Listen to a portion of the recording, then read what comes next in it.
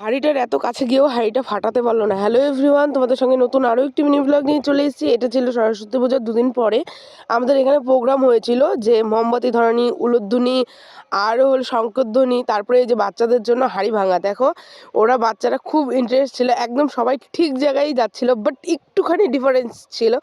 এ এ তো একটুখানি আগে গেছে, এ দেখবে একদম কাছাকাছি গিয়েও লাঠিটা উল্টো দিকে ফেললো। পরে যে ভাস্তাটা মানে খেলছিল সেই ভাস্তাটার টিকটা খুব ভালো ছিল, ও একদম পুরোপুরি গিয়ে একদম ঠিক জায়গায় মেরেছে। যাই হোক, যদি আমার ভিডিও ভালো লেগে থাকে প্লিজ লাইক, কমেন্ট, শেয়ার এবং সাবস্ক্রাইব করতে ভুলো না।